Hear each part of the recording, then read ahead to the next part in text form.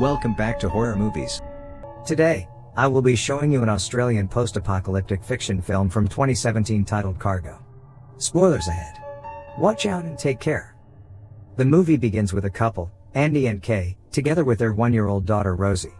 They are sheltered aboard a houseboat in rural Australia, in a world overrun by a virus that turns people into zombies in 48 hours.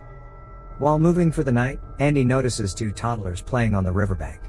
He calls out to them, but then continues on his way after their father notices Andy and pulls out a handgun from his belt. Later that day, Andy is fishing supplies out of the sea with a net. Kay explains that their food supplies are running low, but Andy questions her decision to go to land and hunt for food. In the next scene, a little Aboriginal girl is seen tying leaves to her shoes. The scene then shifts back to Andy, who has discovered an abandoned sailboat on the riverside and is investigating it. He gets some food from inside it along with a wine bottle. As he is scavenging the supplies, he hears some weird noises from inside the door. However, he isn't willing to take any chances, so he returns to his boat.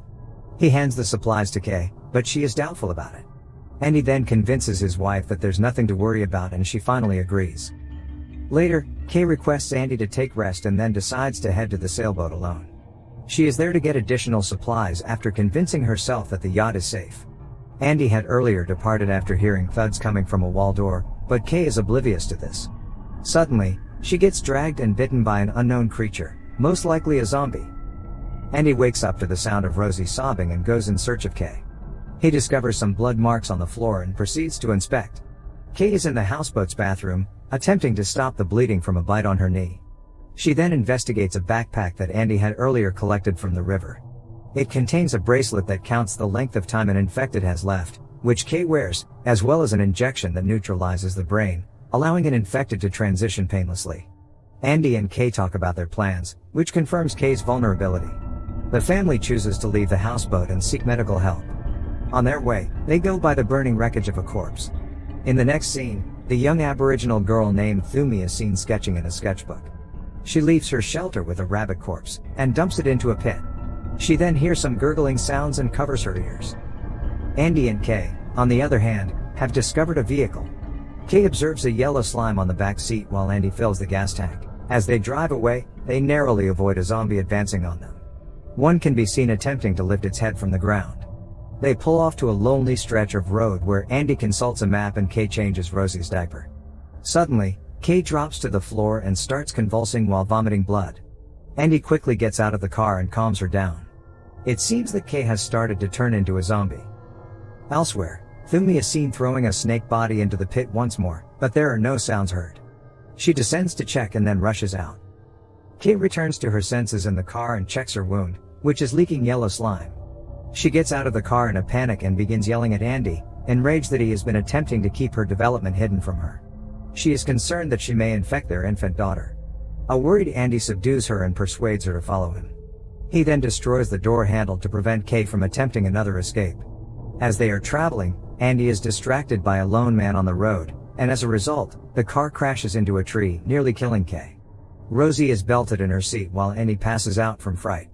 He awakens hours later and attempts to wake Kay, but she has already transformed into a zombie, as shown by pus around her eyes and mouth. While attempting to exit the vehicle, he gets bitten by her. Andy somehow manages to escape and applies one of the injections to Kay.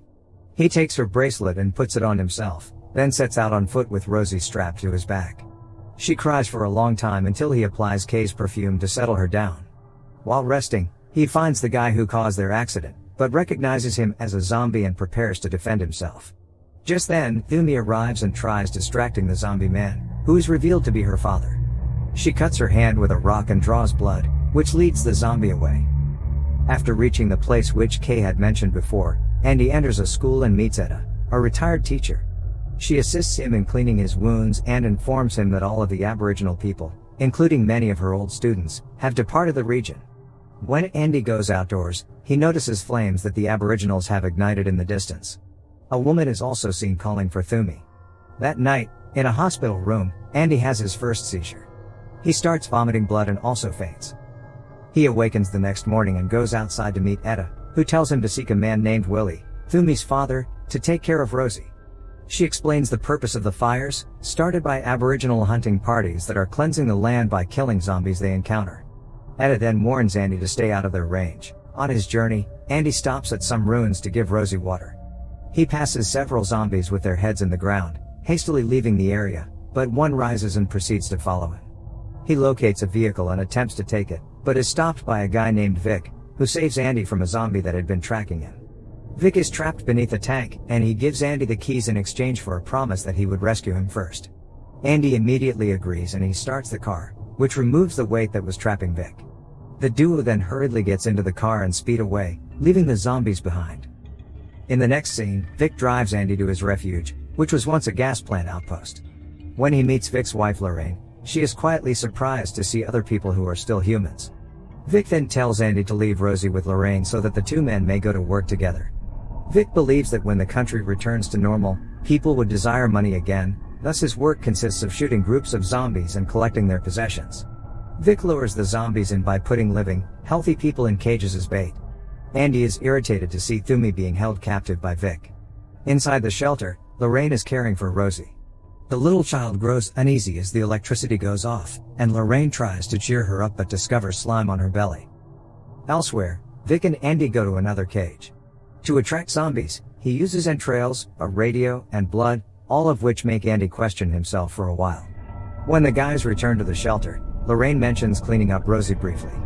Andy's hand begins to twitch as he plays with his daughter before putting her in a makeshift crib.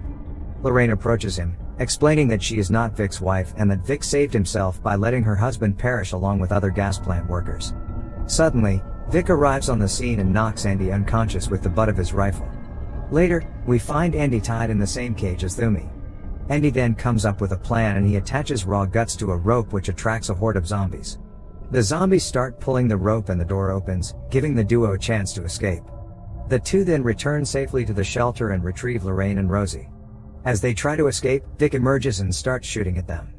Lorraine shows herself and attempts to stop him, but it's too late as Vic accidentally shoots her dead. Andy follows Thumi to the cage he saw before, but the man inside has vanished.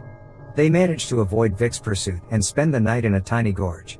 After freeing each other's chains, we can see them being asleep, but later at night, Thumi wakes up to heavy breathing and hides with Rosie as Andy rubs his face against blood on the wall. The next morning, Andy and Thumi have a chat regarding her father's health, which leads to Thumi rushing away after Andy says her father would not get better.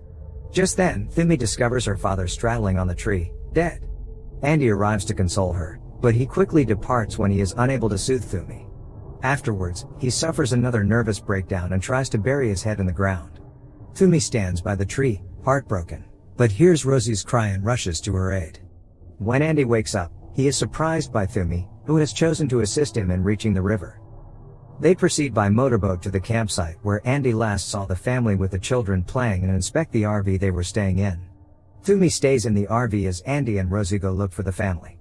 He sees the father, who has been bitten by the zombie, and shows him his gun fully loaded for the second time. The father claims there are 6 bullets in there, and Andy may keep the other 2 once he uses them on himself and his family. While Andy is leaving, 4 gunshots can be heard in the distance. He flinches at the sound of each gunshot. After the whole family is dead, Andy takes the gun and considers whether or not to shoot himself. Suddenly, Thumi runs over to them, removing her leaves and declaring that she is ready to return home. They head off together in search of smoke coming from a neighboring hill. As they are passing through the railroad tunnel, Vic appears in front of them. While Andy tries to distract Vic, Thumi hides with Rosie inside a parked truck on the tracks. As the 2 men start getting physical, Andy fires the shots but misses each time. After the tussle, Vic comes out from the darkness and grabs Thumi out of the car.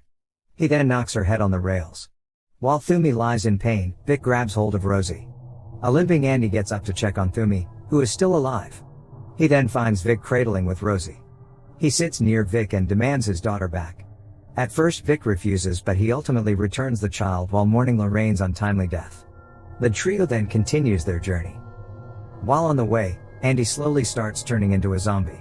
With little time remaining, Andy begs Thumi to vow to watch after Rosie, with whom he exchanges a farewell before putting a guard in his mouth. He then starts securing his wrists, and wraps the meat from earlier on a stick. He then passes out with his eyelids glued shut. Despite turning into a zombie, he still carries the 2 children on his back, as he is lured by the piece of meat on the stick. After some time, they eventually reach the Aboriginals' camp. Andy is apprehended by the warriors, while Thumi and Rosie are greeted by her mother. Thumi prevents one of the warriors from striking Andy with his spear. She grabs Kay's perfume bottle and sprays it one last time. The scent calms Andy and brings him back to awareness for a brief period as he understands Rosie is finally safe. The warrior is then finally allowed by Thumi to put Andy out of his agony.